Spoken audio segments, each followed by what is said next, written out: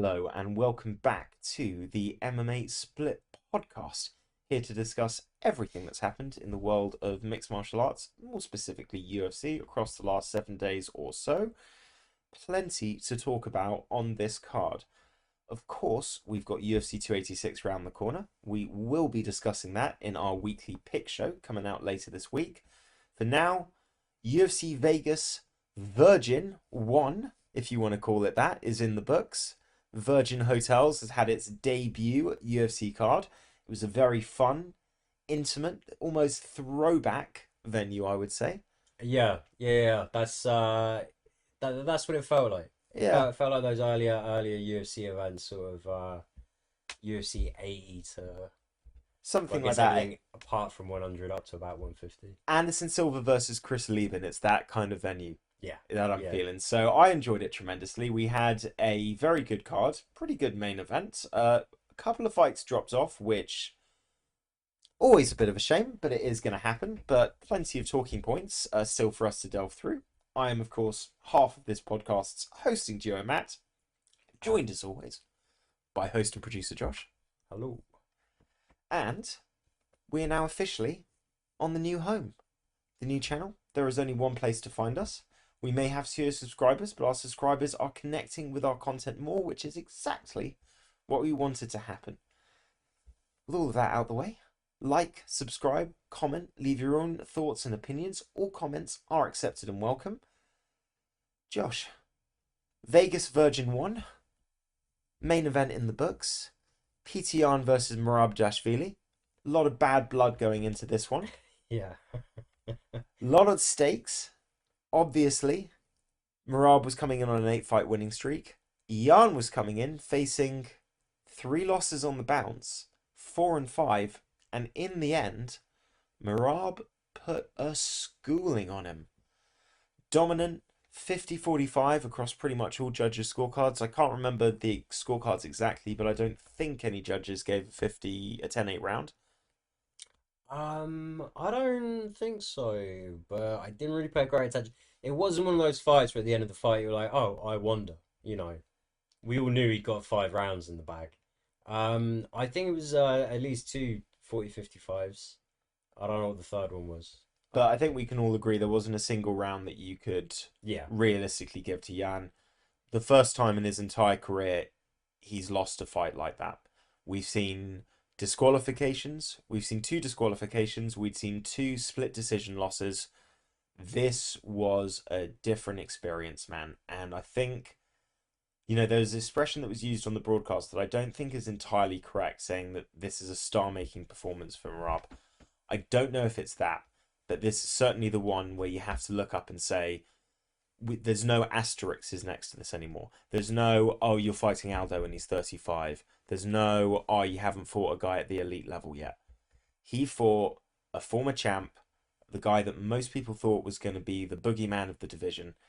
And he exposed him, man. He exposed him with mixed martial arts, with wrestling, with pressure, and really more than anything else, with just a gas tank that allows you to go for 48 takedowns and still look like you got a few rounds left in the bag afterwards. yeah. I was gonna say that's what it was. It was just cardio. It was a good game plan. It wasn't a really sophisticated game plan.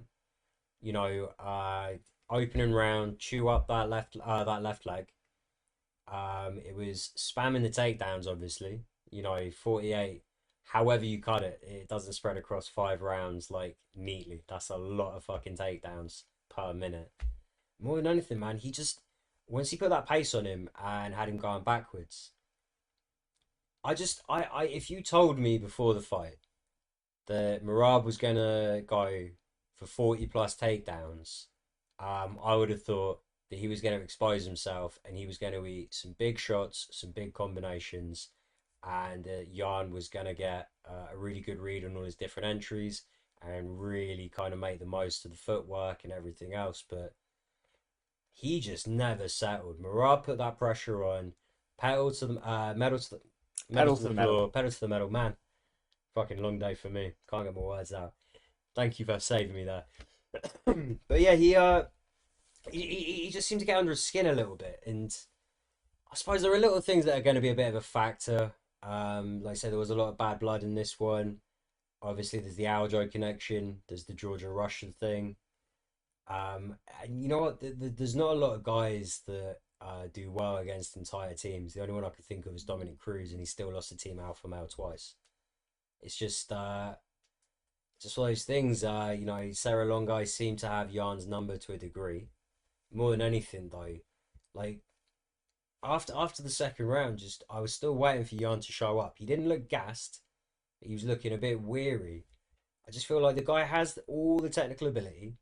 He has the fight IQ. He reads his opponents very well. Usually, he doesn't often get fucking swarmed or like Merab did. I mean, I've never seen that before. Just couldn't seem to hold. We were talking about it before we started recording. I don't want to say that he's lost focus or anything, but sometimes it's just this like small little thing that an athlete has to get over in their career to go from great to elite. And I think we'd kind of seen that he'd start. He had put it together. He was the champion. It's hard to sustain long title runs, but this was a guy you probably would have put money on doing quite well. Well, Fuck, man, where was he in this fight? Just something just wasn't. I'm not saying like injuries or anything.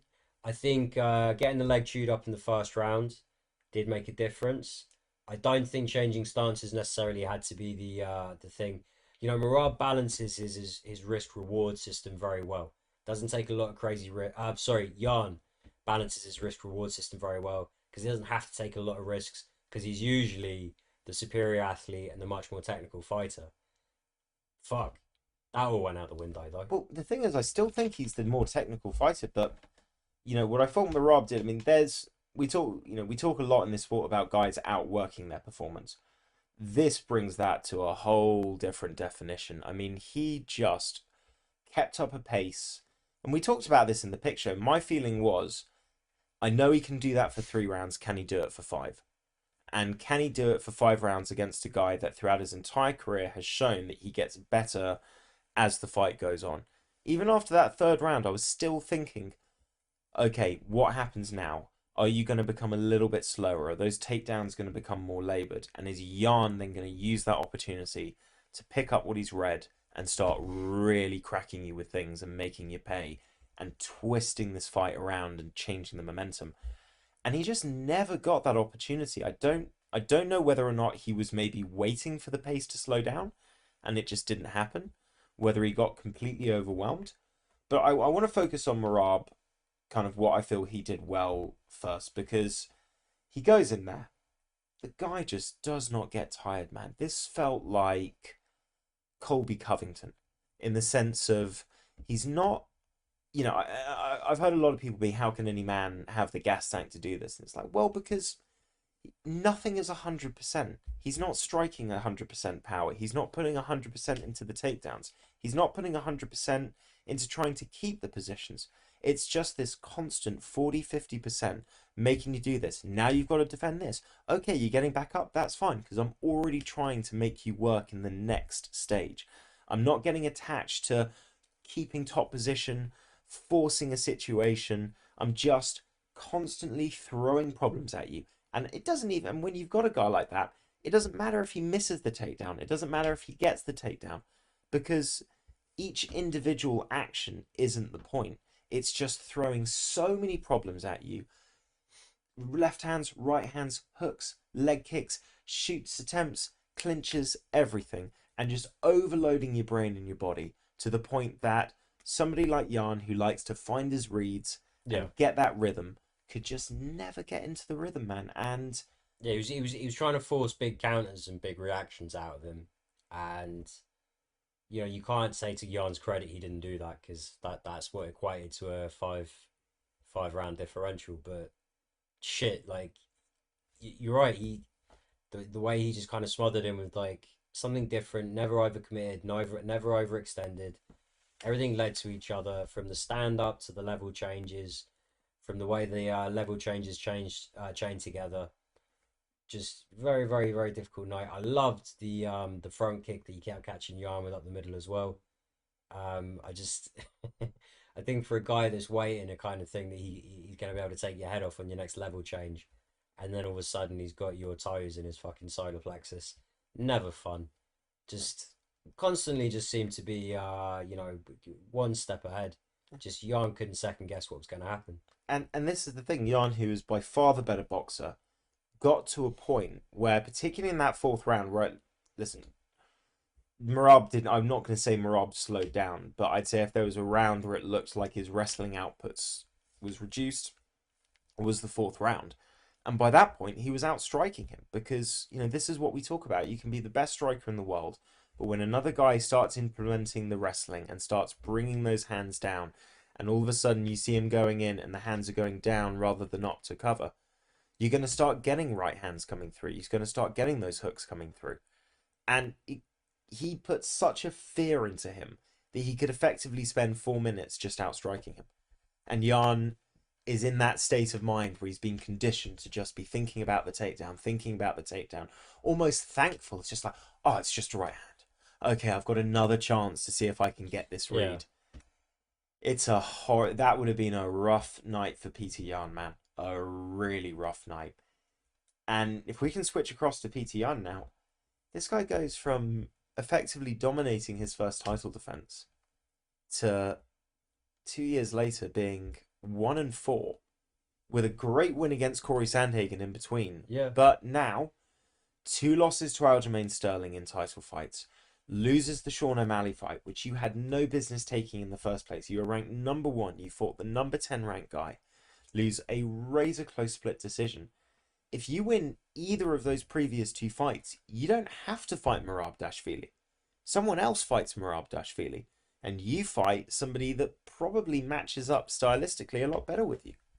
Well, yeah, it depends. 'Cause I think Cejudo's obviously is smaller, but if anything, he can be a higher output version of Merab because he can be so much more fluid and dangerous and smooth with his movements. But that is, I know you want to focus on Jan a little bit. I'm just gonna bring it back for a second Go for it. because this Cejudo fight just got so much more interesting for me because obviously, if he wins. And Aljo's not the most active of fighters traditionally. If they don't want to put him straight back in a fast rematch, are they going to give Merab the next shot? Because the only reason Merab won't take a title shot at this point is Aljo.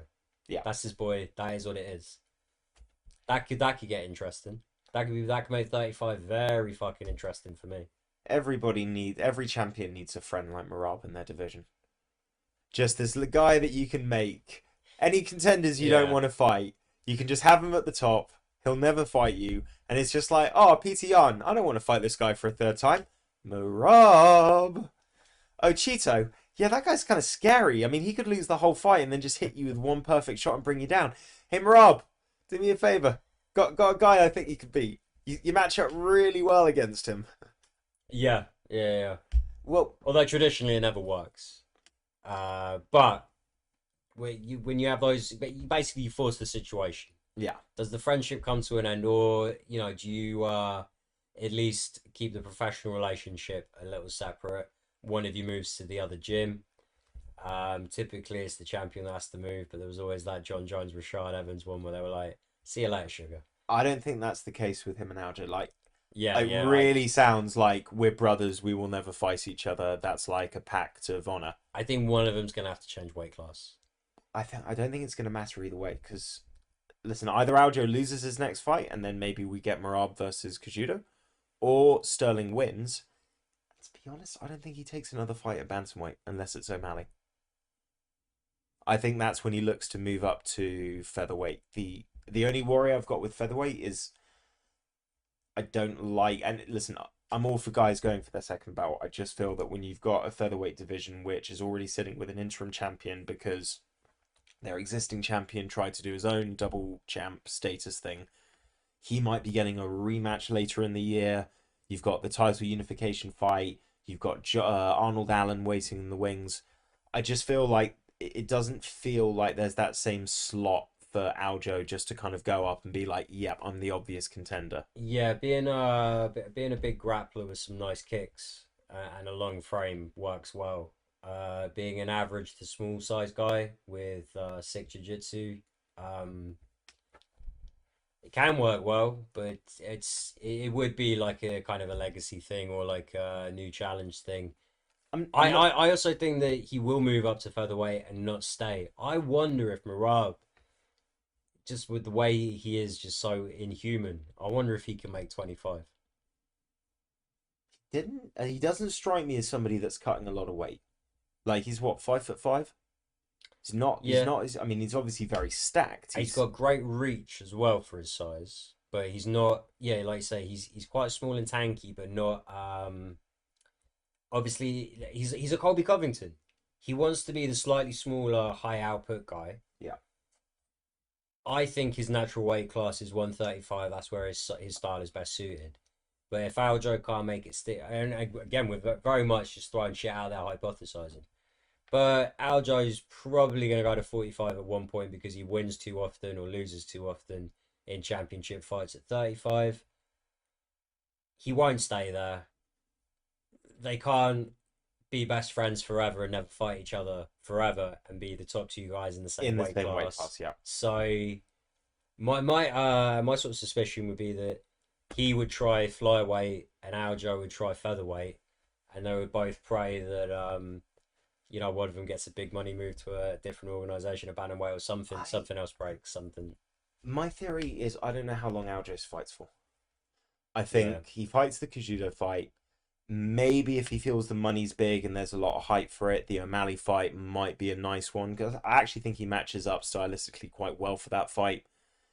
Maybe you go up to featherweight and that's like your fuck it last fight, go big, I either win or I retire yeah. kind of situation. So Or depending on in how many fights are on his contract, there's also sort of the idea of like a super fight with either like someone like Stotts, Pettis, Horiguchi, either Ryzen or Bellator. oh, Just bantamweight is a real deep weight class past the UFC, and if you're only, let's say he's got 3, 4 fights yeah. left in him, I don't see why they'd all necessarily have to be in the UFC.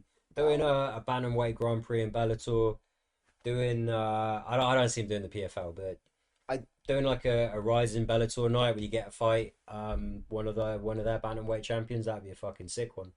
I one thing I feel with Sterling though, I don't know how much longer he genuinely wants to fight for. Like he really seems to be getting into his coaching. Yeah, I think he's in that kind of like, I mean, look at his fights. He has the two wins over Jan. He's got the TJ win now. He already has a bunch of really high profile wins in the division. He gets the Cejudo win, maybe one more against a name like O'Malley, and then you go for the double champ status. I think might be in that stage where he goes, okay, now I want to go into the coaching role. And one thing that I thought was very apparent, and I love the Serra corner. That is just like two of the most typical New York guys saying the most New York things in the corner. Like it's not very technical their advice. It's just a lot of Rob, man, you fucking piecing this guy up, man. You kidding, man? This guy, you smothering this guy, bro. He can't handle you. yep. But one thing I did notice is there was a lot of times, not every single round, but there was at least two of the four rounds in the corner where Sarah and Matt Ray Longo was specifically asking Aljo, what do you have anything to say? What's your input into this? So I really feel like Aljo is becoming a very prominent member of the coaching team there, and it seems to be something that he really enjoys. He's also a guy that had fought Jan twice already, so there was like, if you talk about dream training partners, This is true. if your guy, your main training partner is the only guy to have beaten this dude twice, um, yeah, Yeah, no, I get it, what you're it saying. really fucking works against him. But yeah, he definitely is, and also that whole team, man. Matt Serra, high caliber fighter to high caliber coach. Ricardo Almeida, high caliber jiu-jitsu practitioner and MMA fighter to super high level coach. Obviously, everyone knows who fucking Henzo Gracie is. Like just all the characters they got out on the East Coast, all of the, if you look at the list of his sort of mentors, and even like, the Weidmans, the fucking Raging Owls, the connection to the Thompsons down south, and just the way that all of these people really embrace coaching and the sport as a way of life.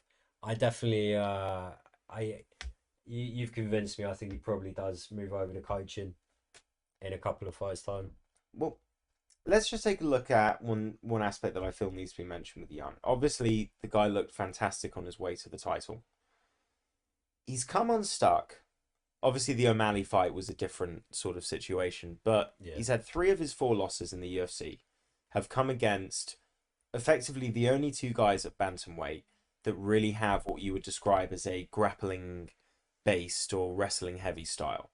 Now, that's pretty rare for most divisions in the UFC, particularly when we consider bantamweight to be one of the deepest divisions there is. It's a deep striking division mixed with high level wrestlers that have really kind of, particularly in the last few years, been leaning a lot more on the striking than the wrestling. So Well, you think it's the physics of it TJ, because when you get a takedown as a bantamweight, your first thought is defend the scramble, and it's once you get to say, I mean, featherweight is there, but lightweight's really the one where a guy gets top control. he can hold You're you. going to see a guy with some top control. You're going to see you never really see effective lay and pray at 35 or 25 That's because reasonable. the physicality of it, um, it's so much easier to get your weight up and the other guy's weight, and once you're starting to get even halfway up, once you've got even just 2 points to frame off of on the ground to post off of, your center of balance is naturally so much lower. You're so much stronger getting up to the height where you are now able to actually just get both legs up in your set and based. And just once they do go down, just being able to fight your way into a scramble is more effective. So, yeah, well, that's part of the reason. I mean, it is also just, I suppose, because that's the nature of the beast at bantamweight. So many of these guys really do train the Mm. striking at a high level. Um, But I but suppose the reason I wanted to bring this up is this a case of there are glaring holes in Jan's style or holes in his technique that haven't been exposed as early because of the style matchups he's had. So a couple of things that come to mind. What do we think of Jan when we think of his defense on the feet? We think the high guard. That high guard opens you up so badly to have guys shooting in on your legs. it does. But the other thing is the high guards usually there in between lots of busy work with the combos and lots of good defensive footwork. I wouldn't say it's necessarily like a stylistic thing or that he's got huge holes in his game. I think he's all but there. He's one of the absolute best fucking dudes at 35 in the world. It's 2 close fights and one ass whooping where, to be honest, the guy just looked, Merab looked a little bit inhuman. Man, I just think Did he's just a little flustered. I don't know if it's the hunger that's gone, if it's just something that's not quite right mentally. He's just got to get back to the very, very fucking sharp of the sharpest to the sharp end of things. Really get to the top of it. But uh, I don't see why he couldn't theoretically beat a Merab. I don't. Even on the night, like I said, like I think if he'd if gone the leg to doesn't take get some, chewed and yeah, he's able to fight in orthodox for all 5 rounds, smarter first round and taking a few more risks. does he find it easier to set up the shots, hit him with something that gets him off him in his more natural stance? Because obviously, listen, we've seen Jan fight in southpaw. He's clearly a very proficient southpaw, but there's a big difference between being proficient in a stance and being able to execute your best game plan in that stance. Like you can Yeah. be a great southpaw, but it's never going to put you in the most comfortable position. And certainly in terms of defending takedowns, all of a sudden everything's reversed. You've got your opposite leg in front. The weight distribution is different. Most people when they're training their takedown defense don't train it in their opposite stance. So I do wonder whether or not that had an effect. But at the end of the day, it's Merab that goes 9 fights unbeaten now. Jan has to have a real look at himself in the mirror because he's had 3 losses previously where I think he looks himself in the mirror and either goes, that was bullshit, or I Yeah. won those fights. And you don't always make changes when you have results like that. You kind of go, me doing me wins that fight. Judges need to get their shit together. This is the kind of one where it's like, this could break you mentally, or this can be the one where you go, yeah, there was no excuses. I got beat fair and square. Let's get to the gym. Let's put my pride aside. Let's put the I was a champion to one side. And let's just start doing some hard work on what I'm missing. Yeah. And fuck rematches, fuck fighting teams that have already fought you. Let's just Next fight will be Talon, but he He's gets not two old. wins against the right guys. He's right back up there. And frankly, if Merab and Aljo are going to stay in the same weight class for more than a year, He'll get it's a not chance. yeah, it's not going to take that long for him to get to another title eliminator He'll get a because chance. if your number one guy refuses to fight the champ, There's it options. becomes a very open division. He's not old either. I don't even think. I think he's only just hit 30 BT on. Oh, I'm gonna look this up because I want to be sure, but he's no, not. I don't think he's I've old. usually got a handle on it, even if it's wrong. I usually think that I know. He's I couldn't even exactly guess. 30 years old. He's not old. His style, he can go for another few years in his prime. Yeah. Options there, 100%. Tough result though, very tough result. I want to give credit to one thing I'll say though. I feel like Henry Cejudo gets vindicated a little bit because that is pretty much exactly how he's said for years that you beat Peter Yan. Yeah, the way he fights. But it's a vindication, like you know what I mean. A Yeah, lot of people yeah. said, "Oh, you were running from Yan." He always said, "No, no, no, that's a really good fight for me." Uh, Cejudo's a clever guy, man, really clever guy, and I think he. I'll tell you one way I think Yan could get another title shot is that if Cejudo wins, I think he looks at Yan as the best matchup for him as a title defense if he Oh, reclaims that belt. well, like it depends on how that fight goes. But if it's not going rematch to Sterling right away, that fight's got to go Merab, right? It should. It should. So, but barring injury or act of gods, um, he'd have to wait. I think for Cejudo to win the first fight with Aljo, beat Merab, and beat Aljo one more subsequent time in whatever order. And then assuming Jan's been minding his P's and Q's and put like a good little win streak together, then Jan becomes the primary focus over all the other potential challenges. But because when you look at it, O'Malley's got the speed, the range. It's if you can take him down, great. It's going to be a piece of piss for the rest of that round. But every round you're going to have that fucking issue, and you've got a 5 round fight against O'Malley. It's interesting. But I he's still favour. so light on his feet, Yeah, though, O'Malley. That's the thing. He's not going to stay on one very, place. The very. reach is hard to His deal with. lateral movement very evasive, even with his back up against the fence, reads things well, and his fakes are Strikes long, unreal. fights long.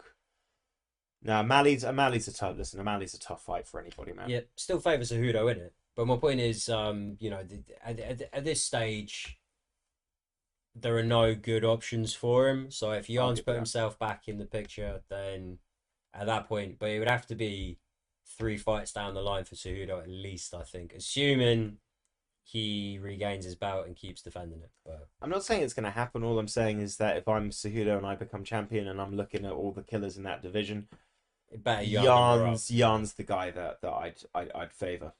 That you can also sell as previous champ. Guy was calling me out, called me the triple clown. There was all that little drama. So just my 2 cents. We will move on though because that was a good amount of time that we spent talking about the main event, deservedly so. Let's talk about some heavyweights. Volkov coming up against Alexander Romanov. Tough style matchup on paper. If he was fighting the Romanov that we've come to know and love, that didn't seem to be the Romanov that he fought, man. We need to talk about the fence grab. I will get to that. But before we get to that, Romanov, for his previous 3 fights, obviously he loses to Marcin Tybura, but physically, we talked about this. It's like, holy shit, this guy's got in shape. And we already know that he can wrestle for about a round and a half. Yeah. Our thinking was, well, now he can wrestle for 2.5 rounds. And at heavyweight, that makes you a dangerous man. Loses the Tybura fight, comes into this one 20 pounds. Usually he's about 240s. He was breaking just under the limit at 265. Did not look in good shape. Seemed to get tired within about 2 minutes. And then basically, once you're tired and can't take Volkov down, that fight was only going to go in one direction. Impressive from Volkov, but really, like, I feel the story of this fight is what happened to Romanov. You sell a good bit of mystique there. For me, I really thought that maybe, he should have had Volkov down. And then, we've seen Volkov try to get up. It's not always the easiest. All that extra weight definitely would have, like, for me, I can see it as a strategy thing just for a, okay, well, Volkov's actually quite a big guy these days. Yeah. Not super agile, is going to move forward. Takedowns are going to be there if you time them right, and this motherfucker doesn't grab the fence. So, do I want to focus on my cardio or do I want to focus on being as big as I can fucking be for it? Could go, I don't know. Could go either way. But for me, it was all just that fence grab. You don't have that fence grab. Well, Does Volkov even get out of this round? And instead, what we see is Volkov take that opportunity and then fucking punish Romanov for it. And man, these fucking fence grabs. listen, the fence grab was bad. It was really bad. It was a point should have been taken away, or the position could have been given bad. Before this fight, I still picked Volkov. Like, I actually picked Romanov to win this. I don't know why I picked Romanov to win. I'm sure I actually picked Volkov. I don't know why I've put Romanov on my bloody thing, but I feel like I'm committed. You might go back through the pick show because I can't remember what you said on the pick show. I'm just going off of I what the am pick so say. sure that I picked Volkov because my logic was, and I'm sure we spoke about this, he's going to get taken down. But my worry with Romanov is he doesn't show himself to be somebody that can really establish positions. Like he's not a finisher when he gets guys to the ground. He, if anything, pulls off some great takedowns, overworks himself for a round and a half, and then kind of looks like he's a bit burnt out with the other guy having not really been hurt that much. I don't feel like the fence grab changes the outcome of the fight. I just feel that it delays when that happens. Even that being said, Romanov seemed to slow down so quickly. Like, I've seen this guy spend 8 minutes just picking guys up, throwing them down, big suplex moves. And this seemed like his engine was burnt and his soul was broken the moment he didn't get that first takedown. A lot of internet rumors going around. Some people think, oh, he had his first loss and it mentally broke him. I'm not sure about that. I think there's a possibility that he had an injury Yeah. and just couldn't train properly. Took the fight because he needs the money. You Well, never know. it's likely because we've talked about the podcast before. You're never healthy going into a fight. You're never completely healthy. If you're healthy, it's because your cardio is garbage because you haven't done a fucking training camp. You've rolled off the couch on 2 days' notice, haven't taken 6 months off. The The right only fat way to method. come into a fight, yeah, the only way to come into a fight healthy. So yeah, and then there's obviously levels of it, but yeah, I think you're probably not far off there. Um, It's a shame though because I mean we were really high on Romanov, and his first loss against Tabura, I didn't think he lost too much stock. Tabura's a tough out. He's the kind of experienced vet that can unstick yeah, a rising contender when he hasn't had to fight somebody that doesn't have any obvious deficiencies and mentally doesn't really quit, goes the full 15 minutes at heavyweight. Volkov was always going to be a big step up. It's just a shame that he looked this poor in it, really. And it's a shame for Volkov that because of the fence grab, there's going to be a bit of an asterisk in some people's minds because of the performance of Romanov. It doesn't really get him anywhere. It's just your win bonus and back in the winners column. yeah. I such an egregious fucking fence grab though. Really, really, really did get under my skin. Yeah, there were two bad ones, and neither were really handled. They were handled very differently, but they were Yeah. not handled in what I would consider to be the correct way. Well, one we would consider more of a policy issue, and then this one is just on the one point, it's like, yeah, if Hark Dean did take a point right Mark Smith. there, sorry, Mark Smith takes a point right there. It's I mean, just giving Romanov that extra time, just stop Volkov from immediately stalking him down. I don't know, potentially.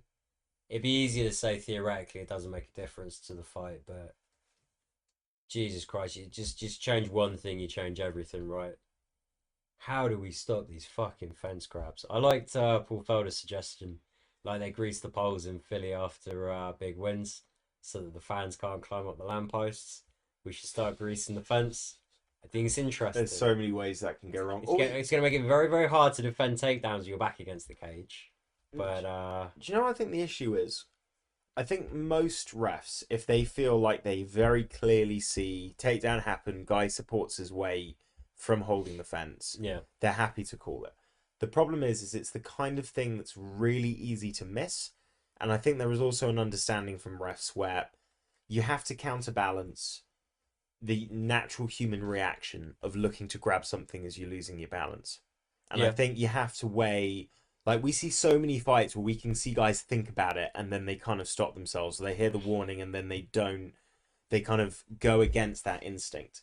And so I think it's, you have to balance Well, that. Like, there's we're also that dealing with idea of, humans. like, you can do it a little bit. Everyone gets one. People do deliberate low shots, deliberate eye pikes. Like, but what if you could, if things were more clearly defined? So you get a bad fence grab like that. It's not just you take a point. It's you take a point, and now from the same position, we're going to give it to the you bottom position half guard, and with your free leg, obviously fence side sideways, to give the advantage truly to the other fighter without giving them full fucking mount or anything. But like, you literally, like, there should be resets in a semi-dominant position from that, because otherwise, like, there's just not enough of a deterrent. Um, the being able to take 1 point or even 2 points, it's just not enough of a deterrent if refs aren't going to be almost fucking egregious with it. Oh, You actually, know, I don't know. I think I actually differ. I think taking a point is an extreme action to take. I would much rather see guys be given the position that they would have ended up in. I think that's a really yeah. fair way. Like, listen, You can't say for sure where the position would have ended up in. So I think that has to be like a all the commissioners need to be able to make an agreement. It has to be something like what I said is just something that I've been thinking about. Whatever it should be, there should be like, okay, this is the position that you're going to be put in yeah. if you grab the fence, and you know that's the position you're going to be put in. There's no fucking boo-hooing about it when the ref goes, that was a fence grab, get down, you're going to be in half guard now on your back. You What know, about replay officials?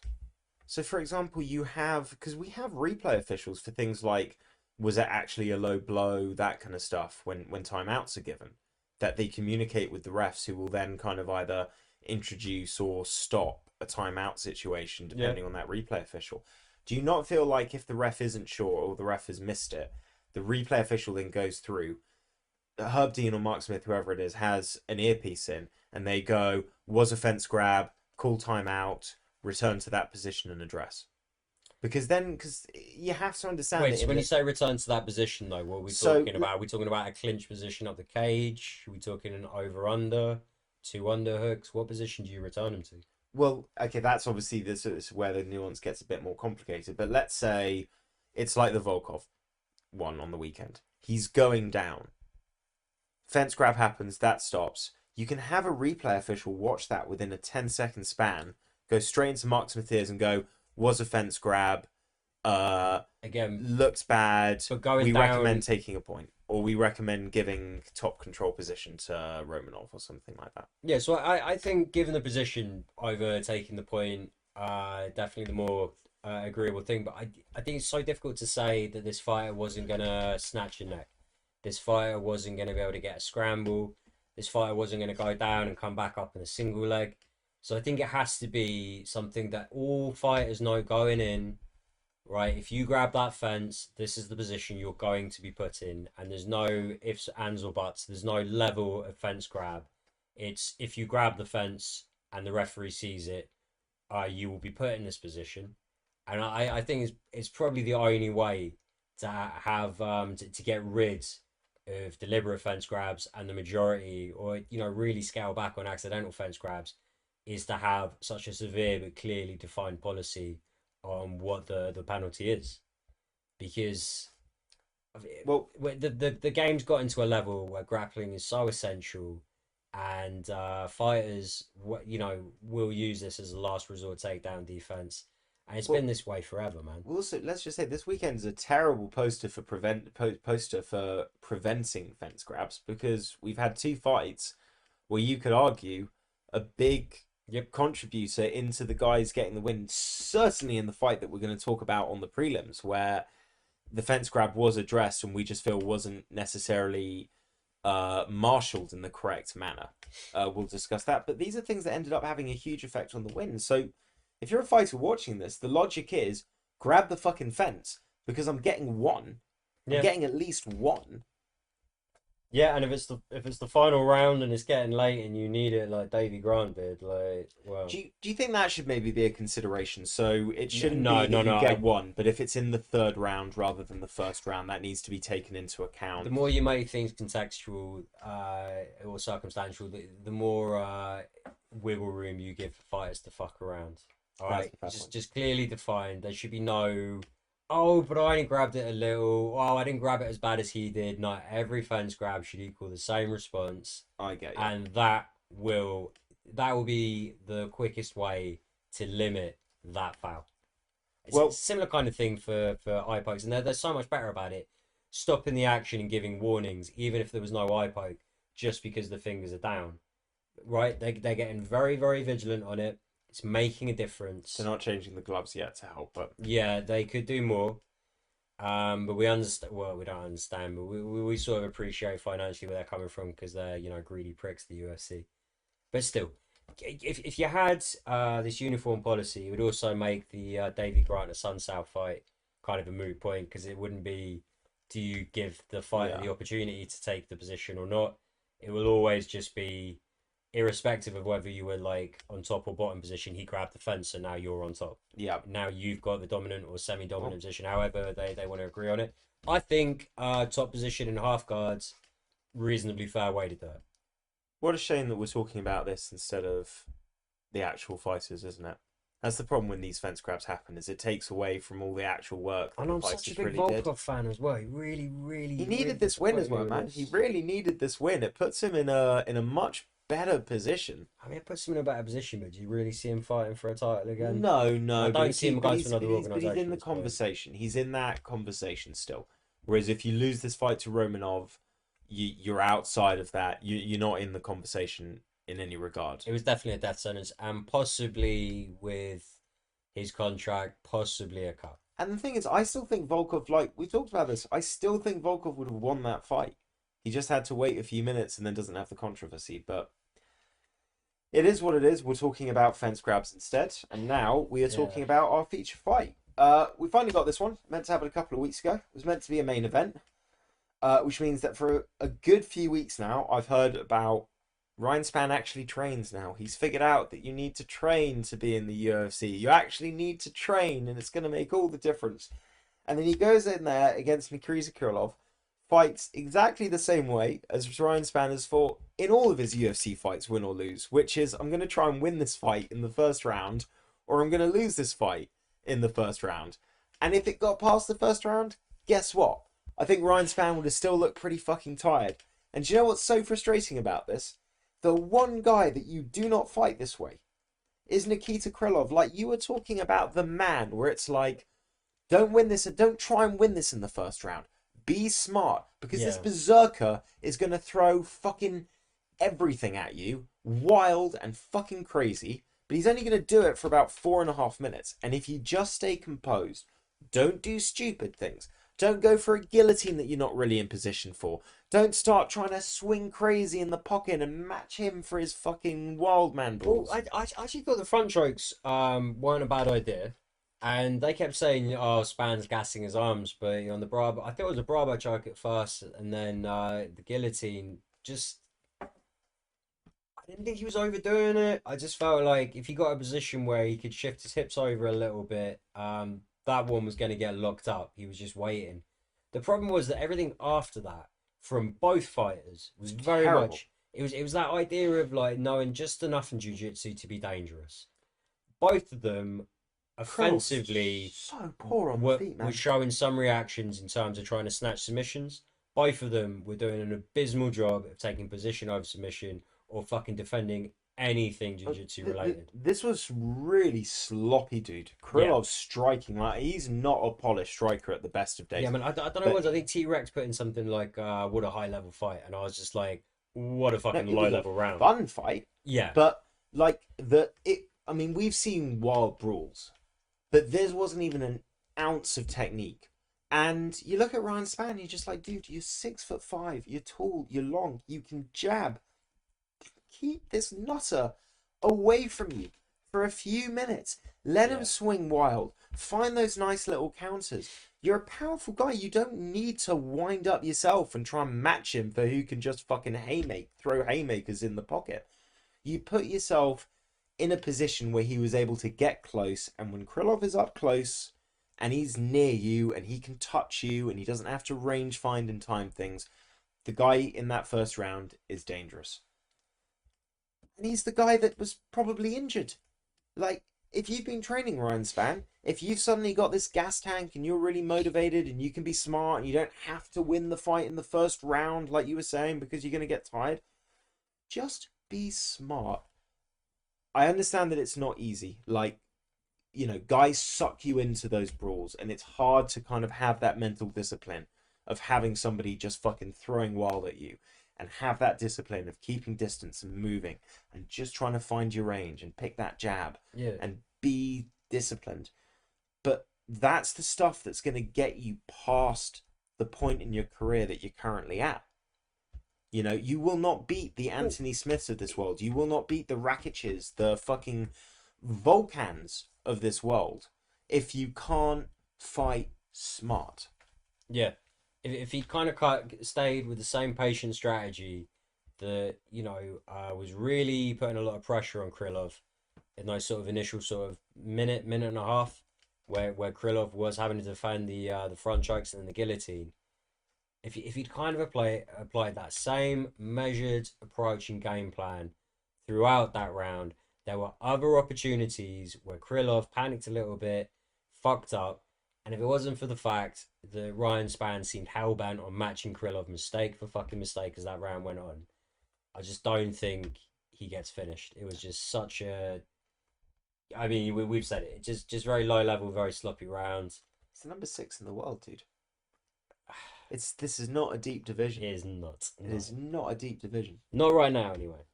But listen, credit where credit's due. Krylov won, injured, probably hasn't trained as much in the last couple of weeks for this as he ideally would have wanted to. He now has 23 first round finishes out of 30 wins. Listen, credit where credit's due. He's not dull. No. And that is a good skill to have if you want to get opportunities in the UFC. It's being exciting and finishing people. But for Ryan Spann, man, it's, you get all that good work and all of that positive hype that he had after the Reyes knockout just evaporates. Yeah, I tell you what else we haven't talked about at all at light heavyweight, but Tanner Bosa's coming. Is he coming to light heavyweight? He's coming down to 205. That guy could be dangerous at light heavyweight. I think he fucking could, man. If he can move like he moves after a weight cut, he's not cutting that much weight, man. That's the thing, right? So like 230 at heavyweight. So potentially he could be faster. Nice boxing, good takedown defense. Tough guy, big guy, aggressive guy. But not stupid, not aggressive like Krylov, like smartly aggressive. Yeah.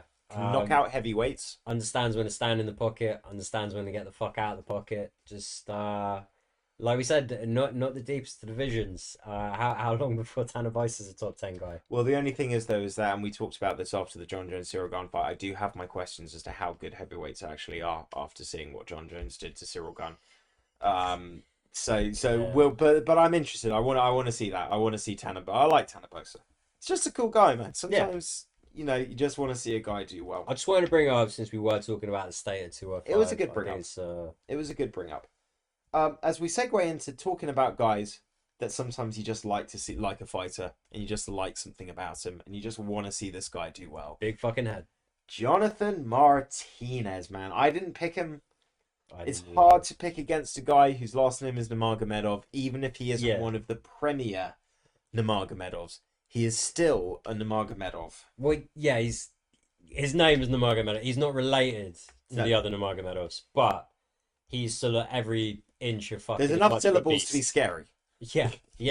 And that's a good way for it. First round, it was looking like a Saeed Nurmagomedov fight, and then Martinez dug in and said, No, I'm not giving this up. I can win this fight. You're not finishing me here. I'm going to find a way to reverse things. Second round, gets that reversal, gets more control time. Third round, knows he's got an opportunity, puts it on him, man. Just works hard. That armbar, he almost had it from the try. Was it a triangle initially, and then he Yeah, switched to yeah, the yeah. armbar, gets back on his feet, and just And then try to switch to just more of a conventional armbar, which I think you almost had for a second. You wrapped almost that had it. arm around his leg. Just lost it. Just lost it.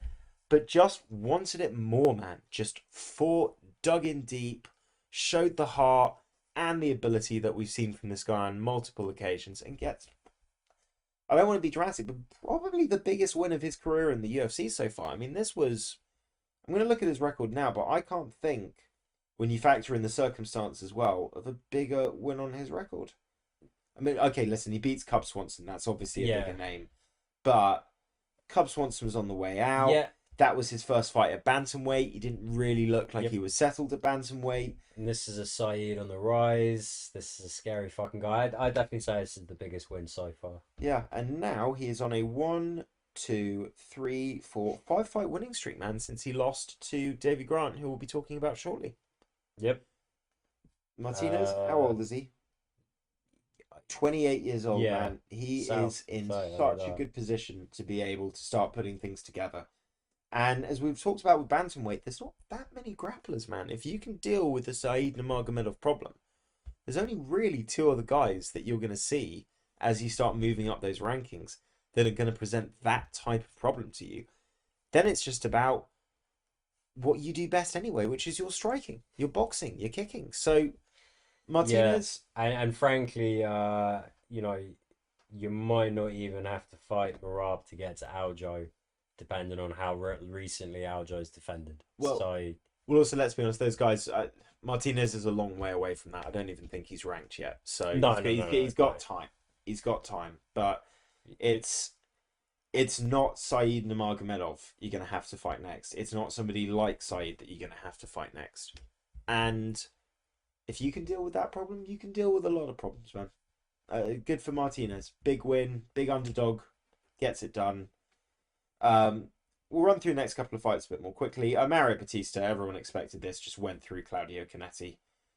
This kid's for real, man. Yeah, and I mean, was he like 15 years younger than Guido? Just it was Mate, we I think he's more than that. He is 29 years old. How old's Guido Canetti? About 43? 40. Yeah, I was gonna say 42, but 43, 14-year difference. oof, Usually that doesn't oof. go well for the older fighter. Also, I like Guido Canete. He's fun. He's never been a guy I really rated, No. so that was an easy pick. I'm glad that we got some of the easy picks right because there were a lot of upsets from this card. I don't know if this is an upset, but Victor Petrino beats Turkalj, whose name I'm pretty sure I'm saying incorrectly. We'll call him the Pleasure Man, which is Yeah, it definitely one of the worst ring names, cage names in the UFC. wasn't an upset, but it was a surprise in how well Takalic did.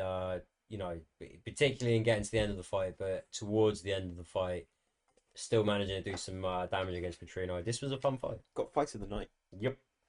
That didn't. And there were a lot of candidates for this. A lot of Yeah, candidates for it this. wasn't the fight I would have picked. Carl Williams gets a good win over Lucas Bresky. This is the one fight I did not see, so I'll just This, pass it over to you. yeah, this. If Williams can do this to just anyone, then this could be a dangerous guy.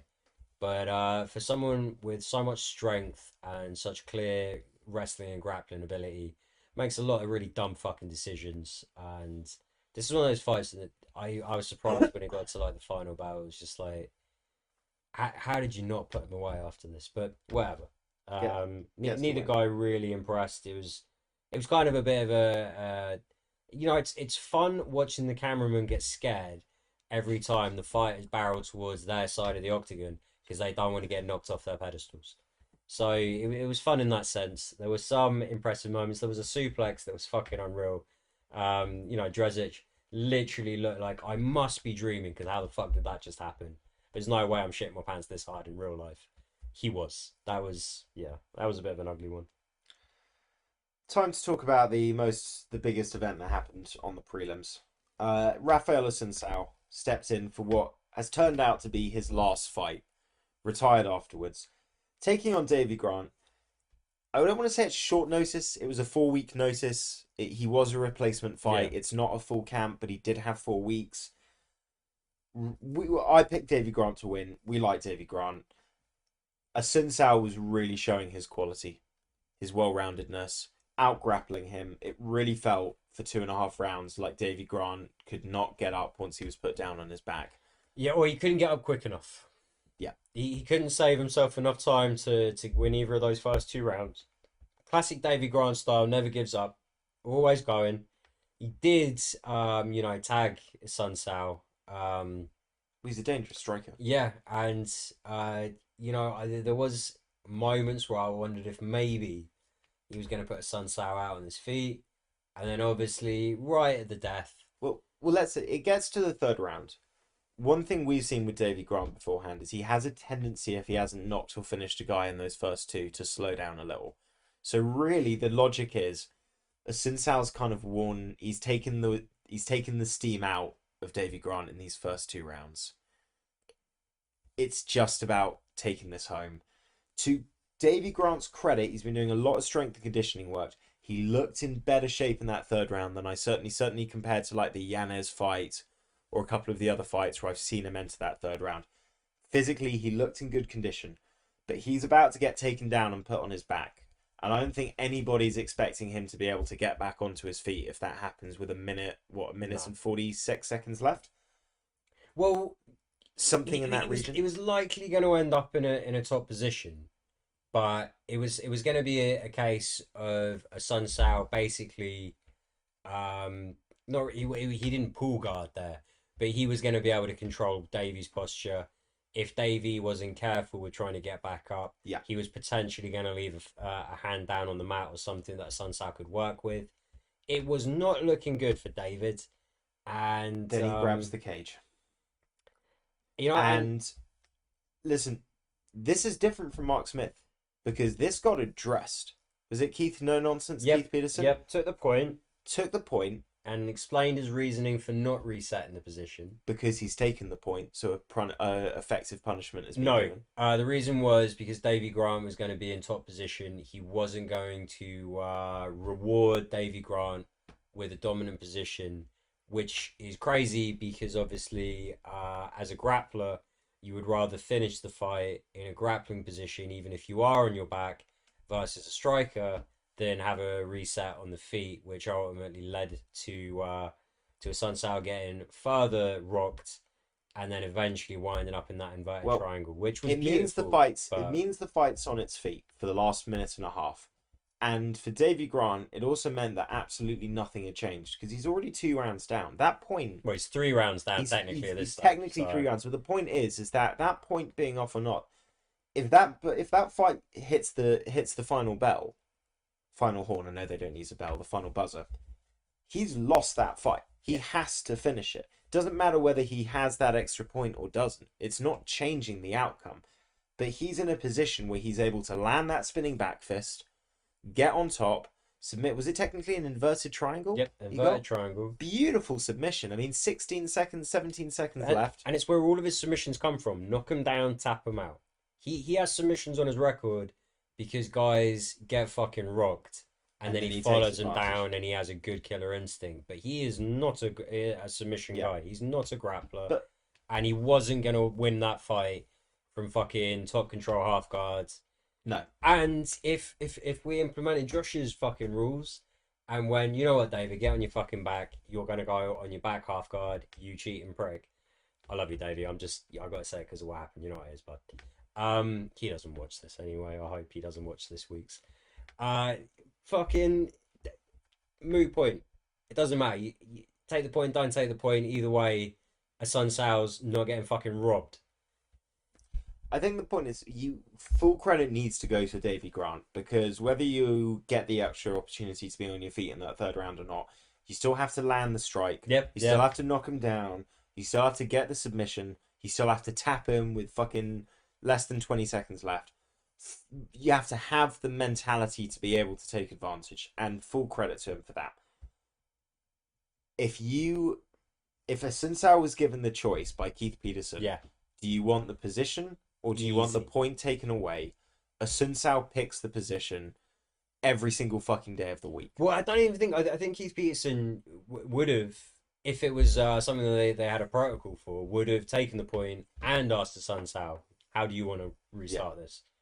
It wasn't because he'd taken. It was very much. He said, "I didn't reset the position because it because would you have would have. put the fouling fighter in a dominant position." But I have one wrong. criticism with that though. I have one criticism with that. It's that's a hard thing to answer because he might. Again, these are bantamweights, very good at scrambling. Yep. Sensao is a much better scrambler. Just because the initial position would have been Davy Grant on top, you can't tell me that a Sensao couldn't have used that momentum to scramble, Yeah. flip into his guard. So I don't. It's a very technical use of the word dominant position Yeah, because the dominant position was putting Davy Grant back on his feet. That was the best position you could put Davy Grant in, even though a Sun Sao had been handling him on the feet. It was he had hurt him in this third round. A Sun Sao is old. He's getting a bit tired. It's just it wasn't fucking right. It wasn't right. And even if you don't want to do what I want to do with fence grabs and have a uniform rollout where it's always going to be you now concede the same position every fucking time. You should always still take the point, everything else, but but you should still talk to the fighter that was fouled against. How would you like this position to be reset? Do you want the position you were going to land in, or do you want the stand up? And that would have been a much fairer way. And it it's a weird one to try and criticize this though, because on the one hand, we're like just talking about what we've just been discussing in the Volkov versus Romanov fight. It's so much better that it's getting addressed and that defense grabs are getting picked up on. yeah, But obviously, you then need to have the correct protocol. It's like, I mean, this it's isn't. it's a tough ask on Keith Peterson. He's got a solid rationale, and if the fight doesn't end up like that, and it's still a bit of a fluky ending, any other ending to the fight, essentially, it would have been a Sun Sao winning that fight. No one would have fucking talked about Keith Peterson making a mistake. No. People would have gone, do you know what? Maybe he did do the right thing, not giving Davy Grant top control after that fence grab. But either way, it shouldn't be in his hands Well, like that. There should be clearly defined there's a protocols for flip side this. of this as well. And I'm not saying this is going to happen, but if that happens and he doesn't take the point, okay, and then for whatever reason David Grant gets back to his feet and just starts absolutely annihilating a Sunsao, gets to the final bell, but David Grant does so much damage and almost finishes him, and it ends To up get the being a 10-8 10-8, draw. and then it's a draw, and then all of a sudden the argument, how could you not take the point? Well, I'm not. So I'm not saying remove the point deductions either. I'm saying you can do both, but the point deduction is not enough. It is not. Is clearly not an effective deterrent to fighters, and it is creating situations like this weekend where we saw two fights probably go the wrong way, because fighters were able to make the most out of fouling people. I I'll interject this though. I think there's some things when it comes to technology and picking up fouls in sports in general where just because you think there's a solution, like sometimes the solution actually adds more complications. So we look at something like football and VAR, where everyone thinks VAR should make so many things like handball. How could you ever get handball wrong now that you've got VAR? And actually, what you then quickly realize is that it's a lot more complicated than that. Yeah. And then the obviously this is going off topic, but you can have a handball where you see it in real time and you go, that's a handball. And then you can see it in slow motion and you almost start like second or overthinking or second guessing these things.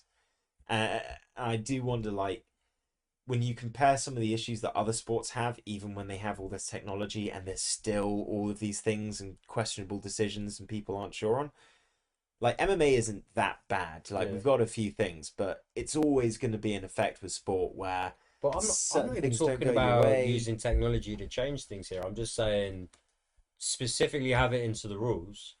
Fence grab equals, Yeah, and then you will see way less fence grabs. And if for whatever reason you change the rules and we see an increase in fence grabs and it just makes the sport a little bit shit, fine, remove the fucking rule. But I just don't see how that would ever happen because no, I mean it's not like fighters are gonna go, oh, this is gonna be a great way for me to pull guard. The reason you were grabbing the fence is because you were the inferior grappler and that was not going to go I your way. I agree with you. I think the only negative, if and it's like anything, if you try and make a statement of right, we're going to have a no nonsense policy on this, it's always going to end up leading to some fights where some guys get overly hard. Like a fight will go against a guy because of something like this, and people will start saying, "Oh, he was punished too harshly for what his mistake was, and it completely changed the fight in a way it shouldn't have." So there's never a perfect answer for this, and it is a fight.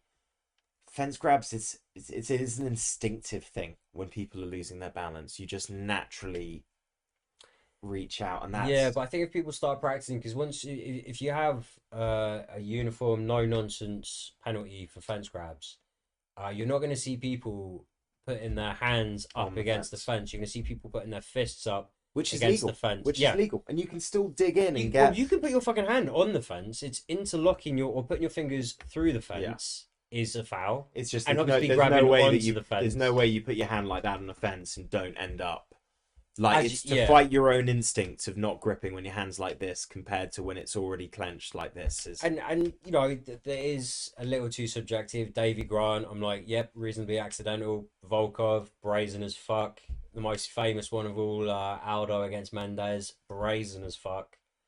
You know, you basically, want to talk about benefit. I mean, that would have derailed a career. That would have been a different legend at featherweight. That would have been an interesting time. But he still fuck would it, have won that fight in my opinion, but possibly, but possibly, he doesn't have his King of Rio moments. yeah, Listen, we turned a lot of time talking about that. As soon as Since retired, it's just such a shame that that's how you end up going out. But awesome career, man. You one of the OGs for everybody in your division.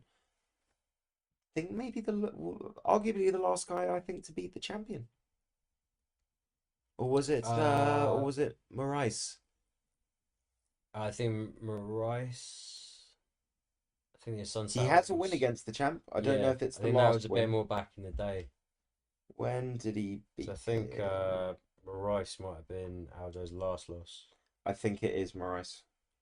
Yeah, he beat him in 2017. So shit, Rice probably wasn't even in the UFC. He was still. It probably wasn't even PFL back then. It was World Series of Fighting, right? Well, I'll tell you, he beat him in 2017. Aljamain Sterling's last loss. Fuck, man, he's been on a hell of a winning streak.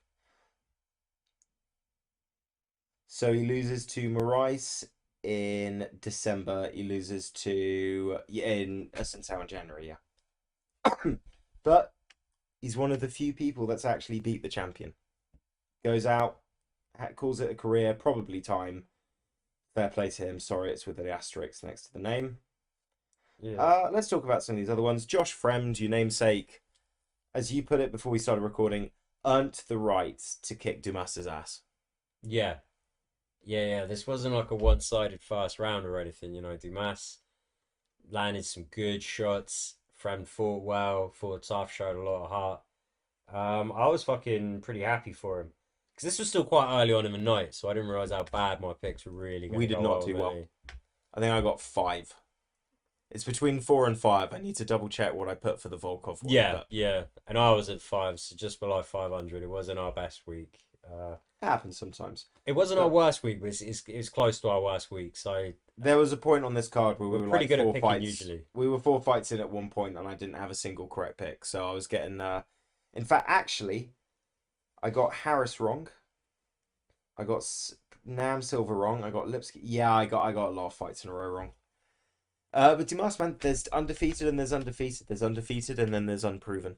And I think Dumas just shown that he was a little unproven. Little unproven, and to be honest, I don't think Frem did look that bad in the last couple of fights. So No, just it was a fun fight, really fun fight that one. I wish we hadn't wasn't as much fun talked as too much about fouls because we with we could have spent a bit longer on that one. But hey, we got a few fun fights in a row to talk about. Victor Henry gets it done against Tony Gravely, another fight I incorrectly predicted on these prelims.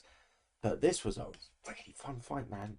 Tony Gravely was in it, yeah. had his opportunities. That third round was super fucking close. I don't agree with the 30-27. I think you could go 29-28 in either direction, although I would say I think Henry probably edged it Yeah, just thirty on twenty work seven is rate. unfair. I think, well, I Victor can Henry has a I can great see it. style. I can see a Victor Henry win in all 3 rounds. I just think that you're squinting to get Yeah, 3 Victor Henry rounds, and and it could have been a much shorter night for Henry. I think obviously Barnett pushes him hard. He pushes himself hard. He wants to be a high output, dangerous guy. Never wants to back down. But there was just that moment where he had overextended a little. Basically, Josh Barnett gave him some great advice, which he picked up on right away about the right hand being out there a little bit. And while Victor Henry was peppering him and doing pull counter shots, really doing a lot of damage, when he got a little sloppier with it, and Gravely came back into the fight, there was a moment where Barnett was like, "Don't let him have a gimme. Don't make it easy for him. Push through, get this dominant position, win the scramble." But in reality, if he just kind of slowed down, framed off, and got a bit of separation, I don't think Gravely was going to regain the momentum he did in the second round. So it's just one of those, almost like the opposite. Is everything that I complained Peter Yan for not doing, really. But Victor Henry's a fucking interesting guy. I mean, so did Gravely, to be honest. That was a good fight. the only problem with it is he's just a bit too old to get excited about him being Yeah. a prospect. That's At the that weight only shame. class, he is long in the tooth. But he made it, man. He fought a lot on the regional circuit before he got to the UFC. Nice to see him doing well. Tony Gravely, maybe featherweight. Feels like he gasses out. Feels like the weight cut takes a little bit of that kind of, you know, Maybe it'd be battery interesting battery life from him. if he gets a lot more power at 45. Fair enough. Otherwise, it is what it is. There's no Yeah. 140. You've just got to keep labouring. Um, let's just round up these last 3 prelim fights. Ariane Lipski, I predicted her to lose. Looked really good against JJ Aldridge. Much better takedown defense. Yeah, It wasn't just the I'm not getting taken down when she gets close to me, but one of the criticisms I've had of Lipski is her striking in the last few fights has looked really poor because she's been so worried about the takedown that everything has just been I want to just fucking knock you out and swing big. And she's actually been caught in the last few fights quite clean on the feet from almost just being like a this is my wheelhouse, fuck technique, just fucking yeah, make the most of it. And here it actually felt like she was able to have enough confidence in a takedown defense that she could intelligently strike, finding the distance right, not rushing things. yeah. Well, she had a clear size and strength advantage, and when she started landing those knees in the clinch, and JJ Aldrich didn't really have any other way to level change, it was Nice combinations as well, man. She was yeah, throwing those lefts and rights really well. Big win for Lipski. I think she was on a 3 fight losing streak going into this. It wasn't. Let me double check I that. mean, she did come in quite high Oh no, up she right beat away. Mandy Bomb. She beat Mandy Bomb, but it's been a lot of win then lose then win then lose and It's like Montana De La Rosa, Molly McCann, Joanne Wood. These are tough fighters. So Antonina Shevchenko is not a bum. Cachoeira was started fighting really good at that point. So yeah. Tyson Nam versus Bruno Silva, not the middleweight Bruno Silva, but it didn't matter. The guy knocked him out anyway. Really smart, really mixed in the grappling well in the first round. Was countering really well, moving around. Had Nam kind of chasing him, and then head kick into the submission. yeah, Beautiful finish, one of the best finishes of the night. Carlson Harris just outworks, outgrapples Jared Gooden, particularly rounds 2 and 3. Fought a really smart fight. Needed the win, got the win. All in all, nice little card on a nice little venue. I would much rather see the cards at the Virgin than at the Apex. definitely. I mean, that's not gonna happen, but It should happen. I don't know how much money they make on a gate like that versus how much money they save doing it at their Doing own it at the spot. Apex. I just feel like I know that they can have fans at the Apex, but I just feel like that is a nice fight night sized crowd. You get some Yeah, buzz. It's I don't want to say claustrophobic, but you can feel the fans really on top. Even though there's not as many, they still made a really good amount of noise. Loads of Georgians in. Georgians came yeah, to represent, so that was cool. No, for a card wedged in between 2 of the biggest pay-per-views of the year, I'm pretty happy. yeah. I'm a lot. Georgia and Las Vegas are a little close, and you think, oh no, it's not the state. Oh no, it's not the state. And Georgia's not close to Las Vegas They're on the other at side all. of the country, but At all. it is the same country, not other side of the world. I wouldn't even be surprised if there's not that much distance between Georgia and Georgia compared to Georgia and Vegas. I would have thought Georgia and Georgia would have been on par with like fucking Western Europe and Australia. Maybe it's hard to say because Because maps lie it's to you. very eastern, almost southeastern Europe. Yeah, but here's the thing: atlases lie to you, man. America looks really small on an atlas. Europe looks I really know, big, but and it's not. I'm just thinking. So you've got, if you look at going around the other way around the atlas, you've got Georgia, all of Russia, um, basically, and Oh, you're then going that way. America. I was going across the Well, Atlantic. I was going either way because I think it's almost the same. Doesn't matter though.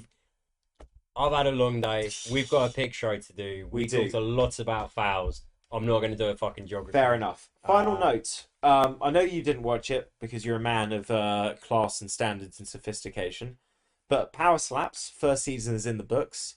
They had their pay-per-view event. They got their lowest ratings in their season finale, which is generally not a good sign for any TV show. And TBS has kicked it off the network after one season. They are continuing it. It's going to be a Rumble exclusive, but do we really think this is lasting? Does anyone that you know, have you heard the MMA community really clamoring for Power Slap? I don't even see how this fits into the MMA community. It's got fuck all to do with anything. It's just because Dana White got involved. I think it's the only reason we've talked about it. I haven't watched a second of it. I'm not interested in arm wrestling. I'm not interested in power slapping. I'm not interested in a lot of these different feats of like strength or courage or whatever. I like technical sports, and I'm not saying that there's no technique to these fucking things, but there's a lot It's more taking in technique turns to to slap MMA. each other. Yeah. Like, there, how much technique are we really talking here? Well, The it's guy, how you land the slap, how you throw the slap, how you swing into it. But it's really, the, you know, the it's the main event on their first pay-per-view was between the two coaches on the season, who were both heavyweights, and the guy who won it because he won the coin toss. He won the coin toss. He got the first slap. He slapped him once, knocked the guy out. That's it. If the other guy had won the coin toss, he probably lands the slap, knocks him out. Like, you can't have like your odds of winning increase by 60% because the coin flip went in your direction. yeah. They're trying to address this in the NFL. That's why the playoffs have to have both teams score a fucking touchdown at least, or have a chance to score a touchdown. Because they all agreed it's not fair that one team wins a fucking coin flip, and if two offenses can't stop each other, that team then is probably going to win the game. Well, even in the NFL, it's the first time that these players will play in situations where you can technically have a tie game. This They is spend true. they spend their whole lives thinking that There are no overtime ties. is just going to be this Never ending. glut of second chances, and then Only Donovan McNabb thought that. he's one of the only ones to be quoted saying it, but a lot of them fucking think the amount of them that go in not even knowing anything about the NFL as an organization because they're so high school and college football focused. Who the fuck was it? Maybe Andy Dalton or someone like literally couldn't even name the other teams in his division coming in as a rookie. It's like name the AFC teams, can't do it. Name the AFC North teams. Ah shit, I could do like two. Like That's a little weird. I'm not gonna lie. no. It's a whole culture thing in America. It depends where you grow up. If you don't grow up near one of the 32 major teams, You chances follow are college you're a ball. huge college fan. Yeah. I get you. I get you. Talk about the NFL. Jason Kelsey back for another year with the Eagles. I think you're pretty happy with that. I'm pretty happy with that. I'm just waiting to see what happens with Gardner Johnson. Hasn't re-signed Uh, as of yet. Still a free no, agent. Hargrave, we had an option to maybe get in a lot cheaper and Oh, also dude, save 10 million on a void year. So, He went for crazy money though. He went for like 80 million over oh 4 yeah, but years to the we had an opportunity 49ers. earlier in the year where because we hadn't replaced our defensive coordinator, we didn't take a decision and we ended up taking a 10 million void hit just because we didn't make a decision past before the deadline and then let him go anyway. So it's like why the fuck did we? I know how he works his magic. Alright, bro, I would love to talk NFL preseason.